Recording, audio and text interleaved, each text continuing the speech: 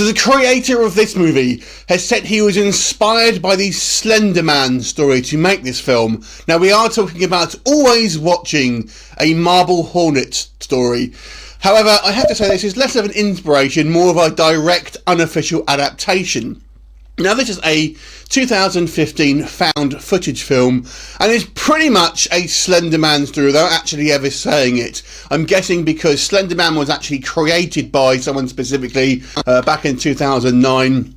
In case you don't know, it was basically created as a kind of a meme for a kind of almost like an online competition to make a scary photo, and it's kind of taken on from there essentially.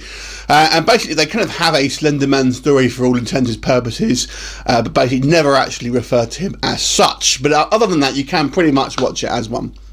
So it really focuses on three kind of young adults basically who are all in the kind of the sort of online reporting, or kind of like some reporters basically, a cameraman, a producer, and kind of the actual reporter itself. And we kind of introduced these characters at the beginning of the film, and as they kind of the movie progresses, they're basically investigating a particular story, but it leads them down this kind of missing family path. And basically, they discover, of course, that this family had been stalked by the Slender Man. I think he's referred to as the operator in the kind of text of this film, but nevertheless, it's the Slender Man.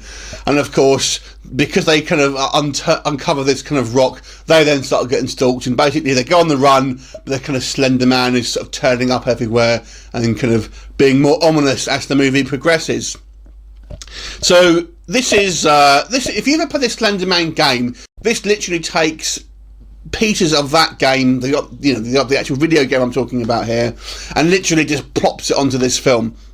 Now, the Slender Man's video game is basically one of the most scary games around, apparently, and it's basically stumbling around in the dark, and occasionally the camera will start to kind of like fits out when the Slender Man is near, and you'll kind of see him, and you basically just got to run away. And that's pretty much what happens in this film in various sections. They obviously have taken those kind of scenes from the game and kind of put them in this movie. And at first it's pretty good. It's it is quite eerie. There's kind of a fair amount of kind of jump scares in this, which you'd probably expect. But that's all the film actually has in regards to its kind of scares. So it's kind of spooky the first couple of times, but it kind of does it, and almost by the end of it you're thinking you're not really all that fussed about it anymore. So I have to say this film started pretty strong and had this kind of fairly intriguing premise, and the kind of the slow build up, I say, kind of discover what's going on. It's quite an interesting story. I think it's relatively well acted here. I think the characters all kind of seem fairly sort of well rounded.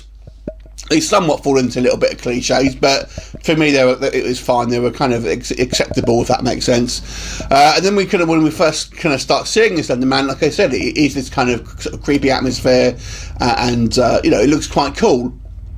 But I think around the halfway mark, I feel the theme kind of runs out of steam, and it really doesn't go any further than that. There are a couple of wrinkles, but it just seems to be the kind of the rinse and repeat effect of this film. And I thought I know how this film's going to end when I first started watching it, and sure enough, I was right.